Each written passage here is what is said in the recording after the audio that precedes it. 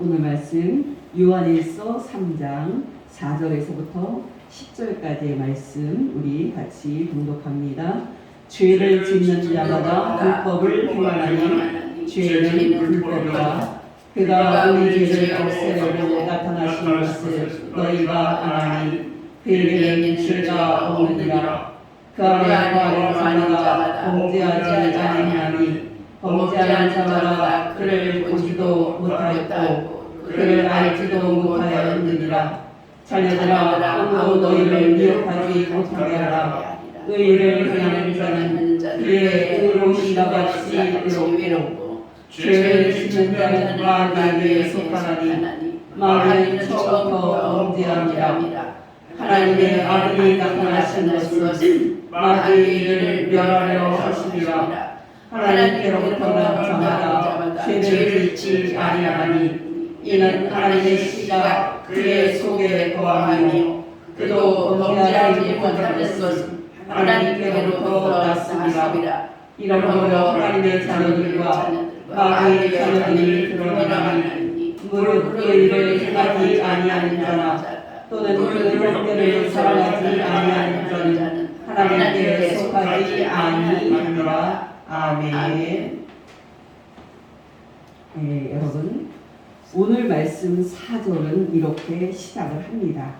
죄를 짓는 자마다 불법을 행하나니. 여러분 이 말씀은 무슨 뜻입니까? 바로 예수 그리스도를 믿는 사람들은 절대 죄를 지을 수 없다는 뜻입니다.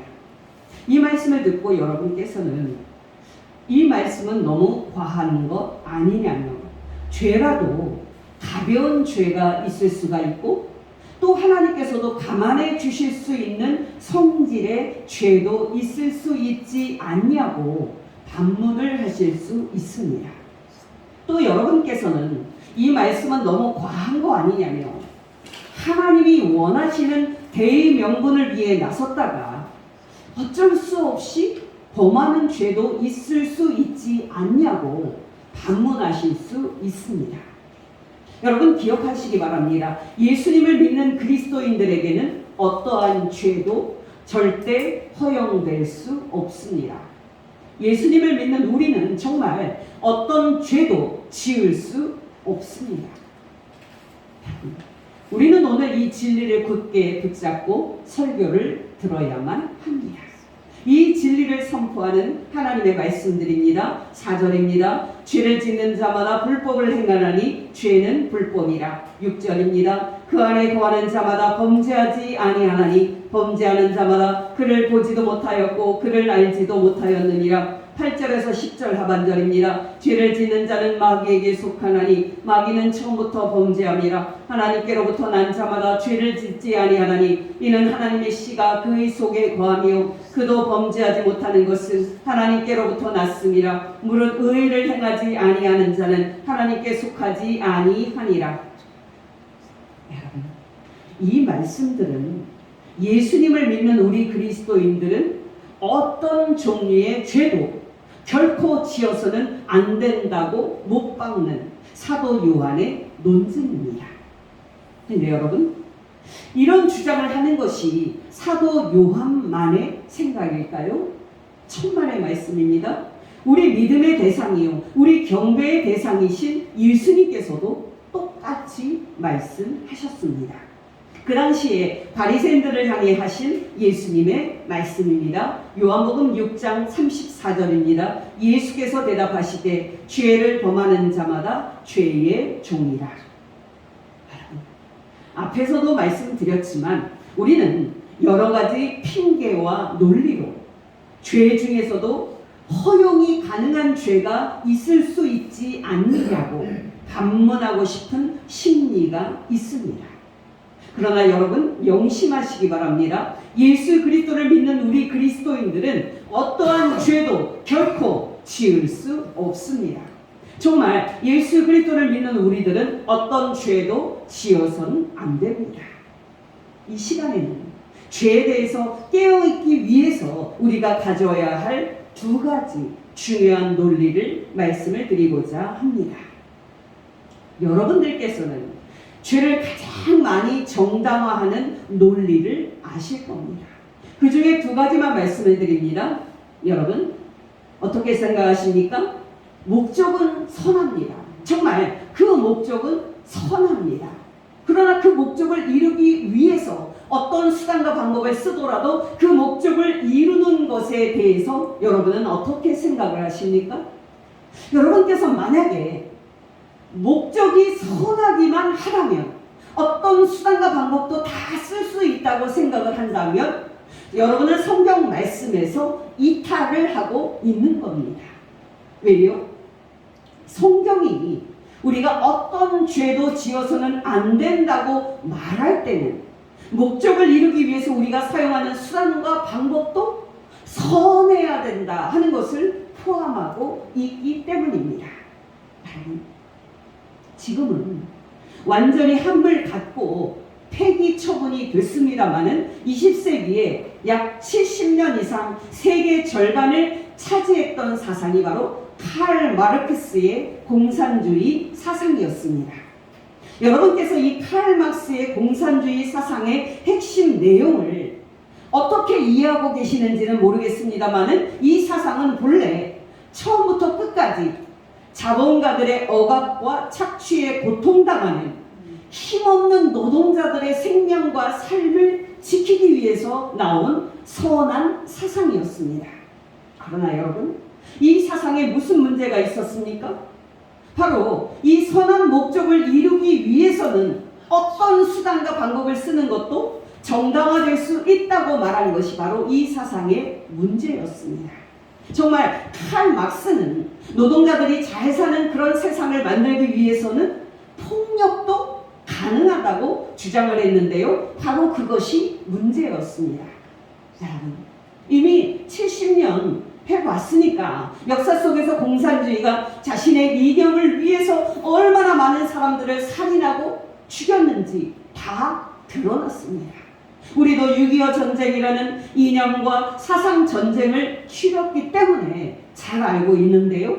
인민의 이름으로 또 공산당의 이름으로 정말 많은 사람이 살해당했고 숙청당했습니다. 오해하지 마시기 바랍니다. 공산주의 사상을 처음 말한 칼 막스가 외쳤던 노동자와 또 농민과 힘없는 사람들이 잘 사는 그런 세상을 만들고자 했던 그들의 문제의식은 옳은 것이었습니다. 그러나 여러분, 그 문제의식이 옳았고 그 목표가 선했다 할지라도 그 목표를 이루기 위해서 그들이 사용했던 폭력이 정당화될 수 없는 겁니다. 문제는 여러분, 선한 목적을 이루기 위한 것이라면 어떤 수단도 어떤 방법도 정당화될 수 있다고 생각하고 또 그렇게 행동을 했던 사람들 중에 많은 그리스도인들이 있었다는 사실입니다. 2차 세계대전 이후에 가장 잔악한 인종 청소로 얼룩진 전쟁이 90년대에 있었던 유고 내전이었습니다. 1980년에 유고 연방을 이끌었던 티토가 사망을 하니까 유고 연방은 순식간에 해체가 돼서 7개 정도의 민족 국가로 분열, 독립하게 되는데요. 이 과정에서 이 나라들은 서로 전쟁을 하게 되고 서로 인종을 청소하는 그런 죄악을 저지르게 됩니다. 중요한 것은 이때 민족들 간의 전쟁에 종교가 깊이 연루되어 있었다는 사실입니다. 각 민족들은 각각 카톨릭, 이슬람, 동방정교회, 또 개신교 이렇게 나뉘어져 있었는데요. 정교회나 개신교인들은 십자가 목걸이를 목에 걸고 탱크를 몰고 다른 민족들을 향해서 포탄 쏘기를 주저하지 않았습니다.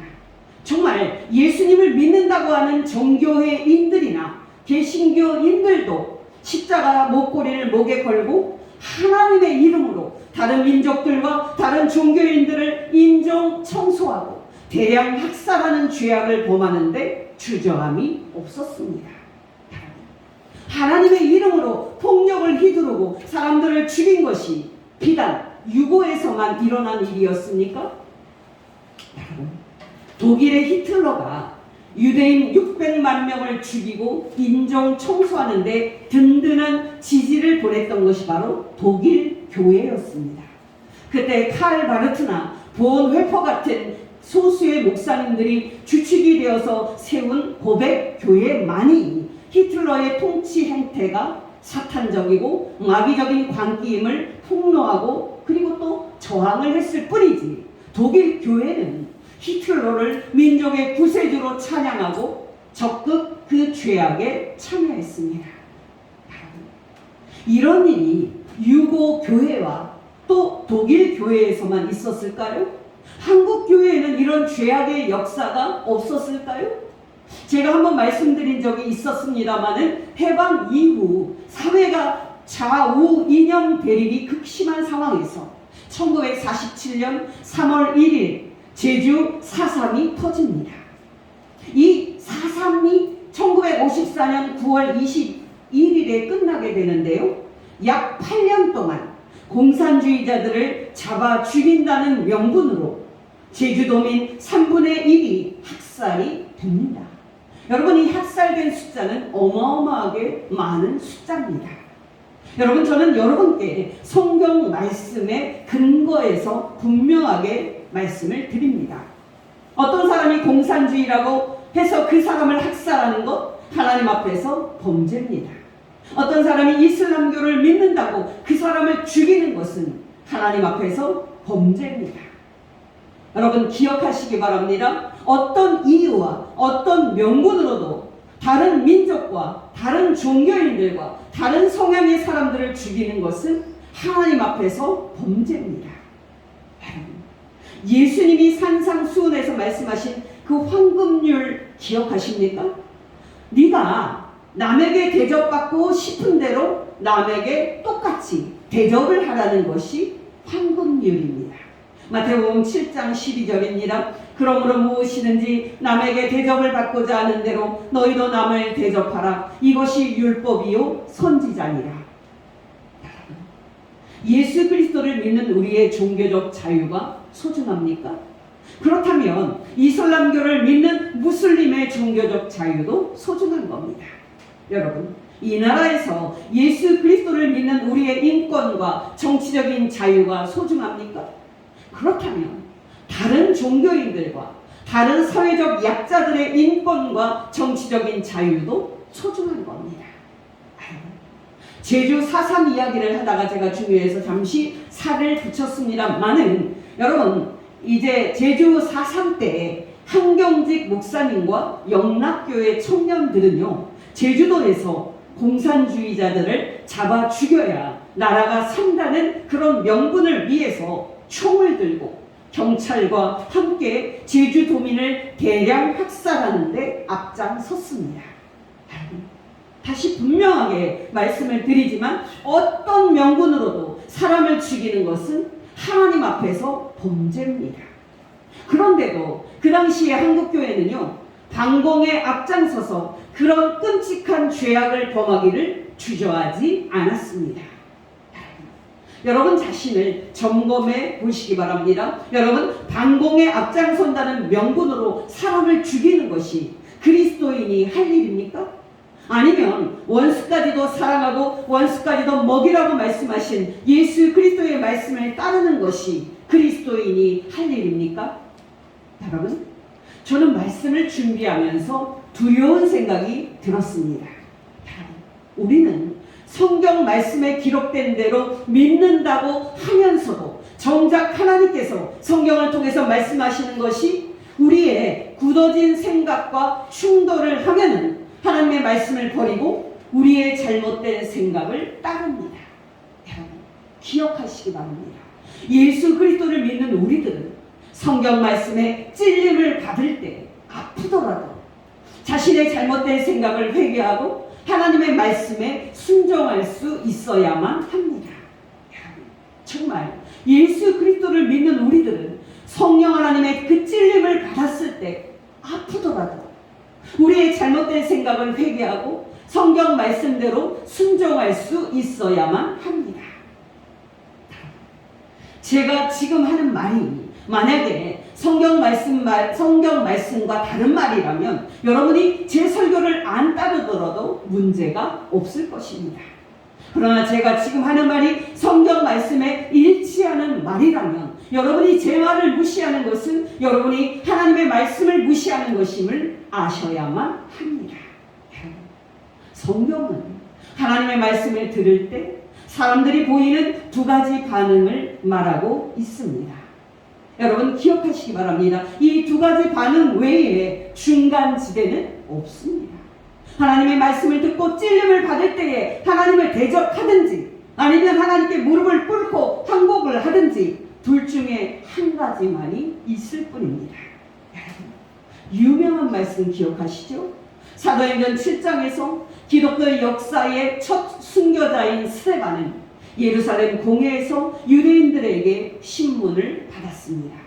여러분 그 자리에서 스데반은 얼마 전에 그들이 십자가에 못 박아 죽였던 예수가 죄 없는 하나님의 아들이었다고 밝히면서 그들이 하나님이 보내신 의인 예수를 죽이는 살인죄까지 서슴지 않고 범했다고 직격탄을 날렸습니다. 여러분 스데반의 이 뼈 때리는 말을 듣고 유대인들이 회개했습니까? 그들이 정말 하나님이 보내신 죄 없는 의인을 살인한 그들의 죄를 울면서 회개했습니까? 천만의 말씀입니다. 그들은 자신들을 하나님께 살인한 죄인들로 정죄하는 그 스데반의 그 말을 견딜 수가 없었습니다. 그들은 그 순간에 스데반의 말을 듣지 않으려고 그들의 귀를 막습니다. 그리고 일제히 달려들어서 스데반을 성 밖으로 끌고 나가서 돌로 쳐 죽입니다.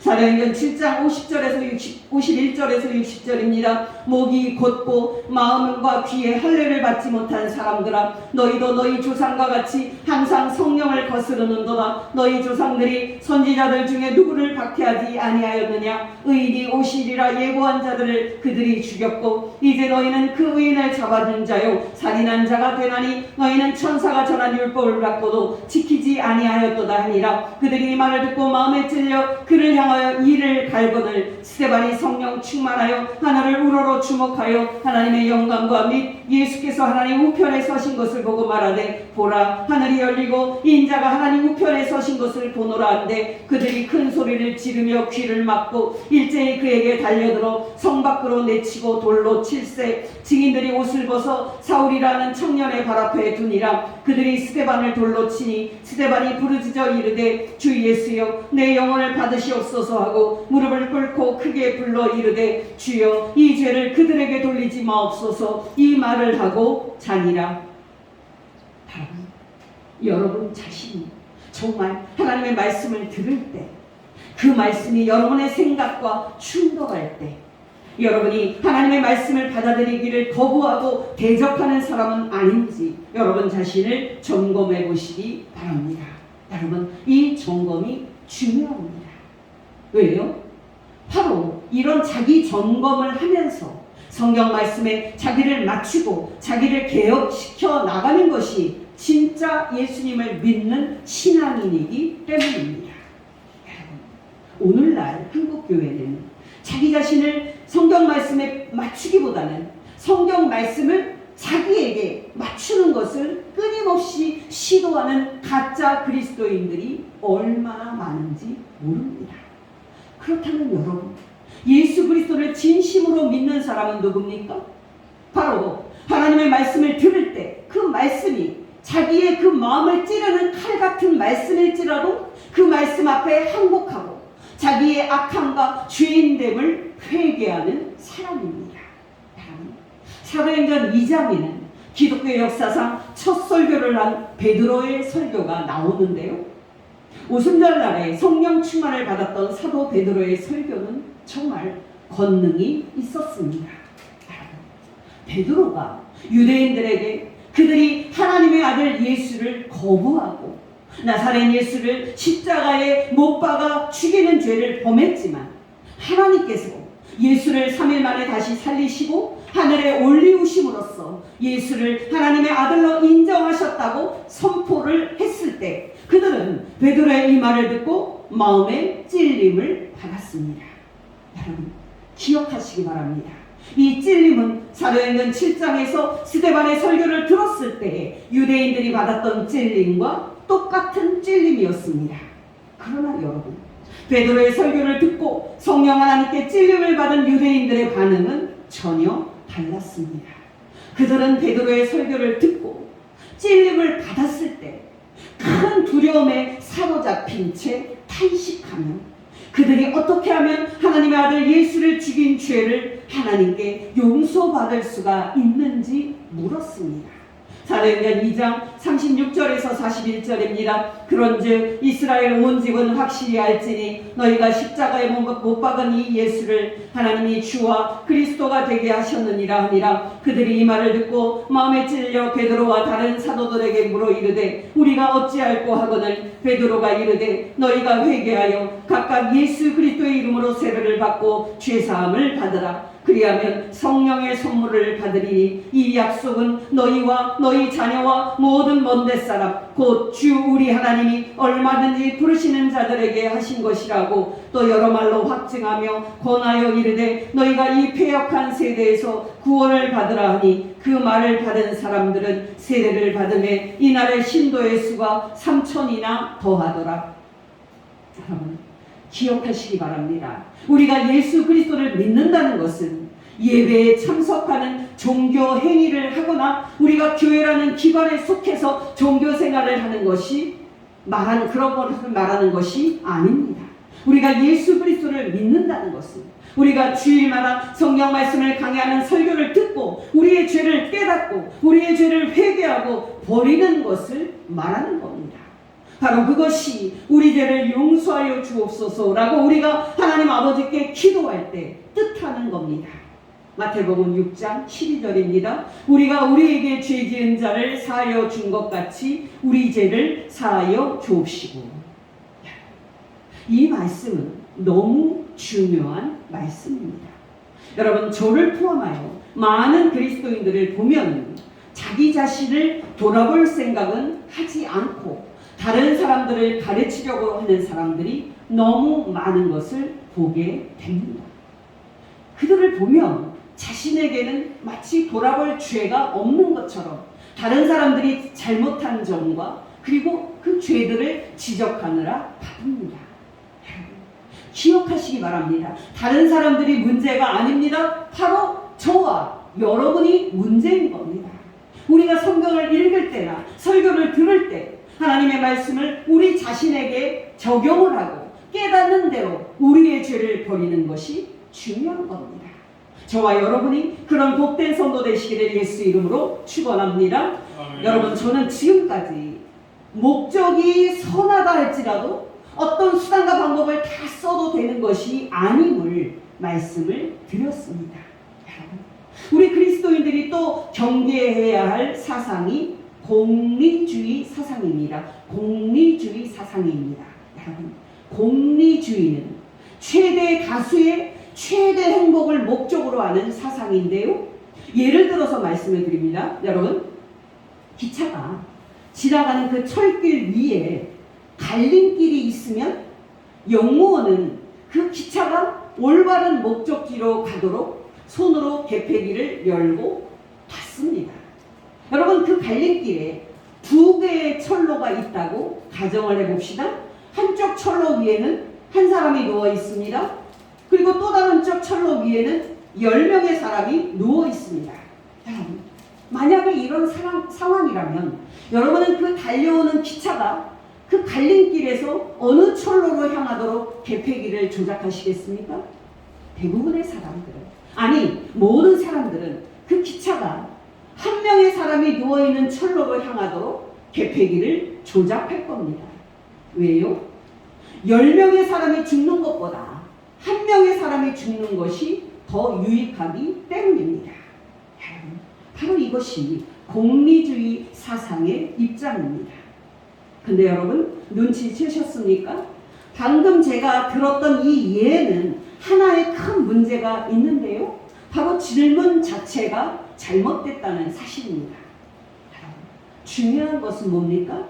단 한 명의 사람일지라도 어떤 사람도 다수의 이익을 위해서 희생되어서는 안 된다는 사실입니다. 그것이 바로 성경이 말하는 기독교 사상입니다. 자본주의가 가장 신주단지로 모이시는 것이 바로 경쟁입니다. 여러분 기억하시기 바랍니다. 자본주의는요 모든 사람을 데리고 가지 않습니다. 자본주의는 경쟁에서 이긴 사람만 데리고 갑니다. 정말 자본주의는 경쟁에서 진 사람들이나 또 경쟁에서 탈락한 사람들은 데리고 가지 않습니다. 이런 행태들은요 분명히 하나님 앞에서 범죄입니다. 그럼에도 불구하고 놀랍게도 이런 공리주의적인 문화가 뿌리 깊게 자리 잡고 있는 것이 바로 우리나라입니다. 기억하시기 바랍니다. 성경은 사람을 말할 때 집단적으로 싸잡아 말하듯이 추상적으로 말하지 않습니다. 성경은 사람을 말할 때 한 사람이라고 말하면서 각 사람을 구체적으로 하나님 앞에서 귀한 존재로 말합니다. 만약에 대통령이 이태원 참사의 희생자 유가족들의 아픔과 상처를 외면하고 나는 국민을 사랑합니다, 존경합니다 라고 말한다면 그거는 거짓말을 하는 겁니다. 왜요? 한 사람, 눈물을 흘리는 한 사람의 아픔과 상처를 위로하지 못하는 사람이 전체 국민을 사랑하는 것 불가능하기 때문입니다. 그런 말을 하는 것은 위선일 뿐이고 거짓말로 자기의 약함을 포장하는 일에 불과한 겁니다. 만약에 여러분 주위에 또는 여러분 집 앞에 배고프고 가난한 사람이 있는데 그 사람을 외면하고 여러분이 방송에 나가서 큰 돈을 기부를 했다면 그것은 가짜 기부고 가짜 선행인 겁니다. 왜요? 그 사람은 매일 자기 눈앞에 보이는 배고픈 한 사람을 외면한 사람이기 때문입니다. 자기 눈앞에 보이는 가난한 한 사람을 외면하는 사람이 많은 가난한 사람을 사랑한다? 그거는요 말이 안 되는 겁니다. 우리가 사는 이 사회와 이 나라를 보십시오. 세계에서 경쟁을 가장 많이 신성시하는 이 나라에서 세계에서 가장 경쟁이 치열한 이 나라에서 경쟁에서 이긴 사람들은 모든 것을 독점하는 축복을 받습니다. 그러나 여러분 경쟁에서 지거나 탈락한 사람들은 정말 모든 것을 잃는 저주를 받습니다. 바로 승자 독식의 사회가 바로 이 나라입니다. 제가 종종 말씀을 드립니다만은 이 나라는 세계에서 가장 불평등한 나라고 전 세계에서 자살률이 가장 높은 나라입니다. 모든 연령대에서 자살률이 15년 넘게 세계 1위입니다. 천박한 자본주의가 가장 뿌리 깊게 자리 잡고 있는 이 나라에서는 경쟁에서 낙오된 사람이나 탈락한 사람은 데리고 가지 않습니다. 알아서 따라오든지 죽든지 내버려두지 함께 가자면서 손을 내밀고 함께 데리고 가지 않습니다. 이 나라의 이 구조 악에 대해서 여러분 분노하고 있습니까? 나는 그래도 경쟁에서 살아남았다 하는 안도감을 가지고 여러분은 행복을 누리며 하나님께 감사하고 있습니까? 여러분 슬프게도 우리 그리스도인들은 이 사회 악이 유지가 되는데 동참을 하고 있습니다. 여러분께 부탁을 드립니다. 여러분이 죄를 생각할 때 개인의 죄뿐만 아니라 이 나라의 구조적인 악도 보고 슬퍼할 수 있는 복된 성도 되시기를 예수 이름으로 축원합니다. 여러분 제가 한번 말씀드린 적이 있었는데요. 아프리카에서 이런 실험을 했습니다. 어린아이들을 모아놓고 저기 나무까지 먼저 뛰어가는 사람들은 선착순으로 선물을 준다고 말했습니다. 그리고 요이 딱 했습니다. 그 아이들이 다른 아이들보다 먼저 도착하겠다고 달려갔을까요? 천만의 말씀입니다. 그들은 놀랍게도 다 함께 손을 잡고 함께 달려갔습니다. 바로 이것이 우분투의 정신입니다. 우분투는 아프리카 말인데요. 네가 있기에 내가 있다라는 뜻입니다. 이웃을 돌아볼 여유도 없이 자기만 살겠다고 앞으로 달려나가는 우리의 모습이 참 마음 아프기 그지 없습니다. 죄와 관련해서 마지막으로 하나 더 말씀을 드립니다. 여러분, 죄 중에서 가장 큰 죄는 뭡니까? 바로 하나님을 섬기지 않는 죄입니다. 바로 하나님의 아들 예수 그리스도를 믿지 않는 죄입니다. 왜냐하면 바로 이것이 제1계명을 범한 죄이기 때문입니다. 그러나 여러분, 우리가 흔히 범하면서도 전혀 신경 쓰지 않고 짓는 죄가 있는데요. 그것은 바로 생각하지 않는 죄입니다. 정확히 말하면 죄인지 따져볼 생각도 하지 않고 죄에 가담하는 죄입니다. 여러분, 1961년 6월 1일에 유태인 600만 명을 학살하는데 책임자였던 아롤프 아이히반이 이스라엘 법정에서 유죄 판결을 받고 교수형으로 처형됐습니다. 여러분, 이 재판은 전 세계의 주목을 끈 재판이었는데요. 최후 진술에서 아이히만은 자신의 무죄를 주장했습니다. 여러분, 그 논리가 무엇인지 아십니까? 바로 자기는 독일 국가를 다스렸던 총통 히틀러의 그 명령과 그리고 국가의 지시를 따랐을 뿐이기 때문에 자신에게는 죄가 없다고 무죄를 주장했습니다. 물론 이 주장은 받아들여지지 않았고 아이히만은 유죄로 교수형으로 처형됐습니다. 중요한 것은 뭡니까? 국가의 대통령이 시키던 법무부 장관이 시키던 그 명령이 사랑의 이중 계명을 위반했다면 그 명령을 거부하는 것이 하나님 앞에서 옳다는 겁니다. 사랑의 이중 계명은 뭡니까? 바로 위로는 우리의 성삼위 하나님을 사랑하고 또 우리 이웃을 내 몸처럼 사랑하는 겁니다. 국가의 수장인 대통령이 명령했으니까 무조건 한다. 법무부 장관이 명령했으니까 무조건 한다.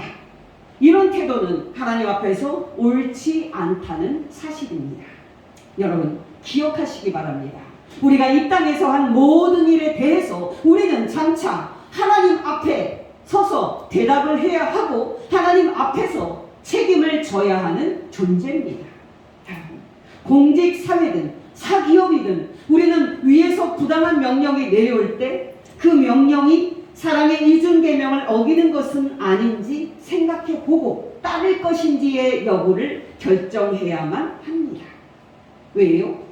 바로 우리가 이렇게 생각하고 행동하는 것이 하나님께서 우리에게 원하시는 것이기 때문입니다. 놀랍게도 모든 사람들은 무엇이 죄인지 다 알고 있습니다. 바로 하나님께서는 사람의 그 양심과 또 마음판에 도덕법을 새겨 놓으셨습니다. 10계명 중에 제5계명부터 10계명까지는 이웃사랑을 명령하는 그런 계명인데요. 이 명령들은 하나님께서 사람 양심 속에 새겨 놓으신 도덕법을 성문법으로 제정하신 것에 불과한 겁니다. 다시 말씀을 드리면 이웃사랑이 사람이 마땅히 해야 할 옳은 행동이라는 그런 관념을 하나님께서는 모든 사람의 마음판에 새겨 놓으셨습니다. 여러분, 이 사실이 왜 그렇게 중요합니까? 바로 이웃사랑이라는 기준으로 우리는 어떤 것이 죄인지 알 수가 있기 때문입니다. 여러분, 작년인가요? 한창 떠들썩했었는데요. 피지의 은혜로 교회는 하나님의 사람으로 용사로 훈련을 시킨다는 그런 명분으로요. 교인들을 구타하고 노동 착취와 감금, 심지어는 살인까지 저지르는 악을 저질렀습니다. 제가 보니까 집회 중에 건장한 두 남자가 한 여자분에게 와서 사정없이 때리던데 너무 보기가 힘들어가지고 제가 처음에만 보고 그냥 본 적이 있습니다. 왜 그런 비인간적인 일이 일어나는데, 왜 그런 비인간적인 일을 자행하는데도 그 교회 구성원들은 자기 집단이 왜 잘못된 집단이라는 생각을 못하는 것일까요? 바로 이웃사랑이라는 계명을 기준으로 생각하는 훈련이 안 되어 있었기 때문입니다. 어떤 사람이 진정으로 하나님을 믿는 사람입니까? 어떤 교회가 하나님을 진심으로 사랑하는 공동체입니까? 바로 이웃을 내 몸처럼 사랑하는 그 기준에 맞게 행동하는 개인과 공동체가 하나님을 사랑하는 개인이요 공동체인 겁니다. 여러분 기억하시기 바랍니다. 다른 기준 없습니다. 오직 내 이웃을 내 몸처럼 사랑하는 것만이 유일한 기준입니다. 여러분께 권면드립니다. 여러분이 생각하고 말하고 행동할 때 내 이웃을 내 몸처럼 사랑하라는 하나님의 계명에 일치가 되게 생각하고 또 말하고 행동하는 복된 성도 되시기를 예수 이름으로 축원합니다. 정말 저와 여러분이 말뿐 아니라 하나님과 하나님의 아들 예수 그리스도를 믿는 사람답게 이웃을 내 몸처럼 사랑하는 진짜 하나님의 자녀들 되시기를 예수 이름으로 축원합니다. 기도하겠습니다. 하나님 아버지, 오늘 말씀을 통해서 우리에게 예수 그리스도를 믿는 저희들이 죄를 지어서는 안 된다는 말씀을 들려주신 것 진심으로 감사를 드립니다. 하나님 아버지, 사실 우리 몸에 죄가 아직 남아있음으로 말미암아 우리가 원하지 않지만 때때로 우리가 하나님 앞에 죄를 짓게 되는 것을 고백합니다. 하나님 아버지, 우리의 모든 죄를 진심으로 회개하오니 우리 죄를 용서하여 주옵시고 예수 그리스도의 피로 우리의 모든 죄를 깨끗하게 씻어 주옵소서. 마지막으로 하나님 아버지, 우리에게 성령님과 성경 말씀으로 충만하게 하여 주시사 위로 모든 죄를 미워하고 모든 죄를 거부하고 있는 자리에서 깨끗하게 살며 우리 이웃을 우리 몸처럼 사랑하게 하옵소서. 예수님의 이름으로 기도합니다. 아멘.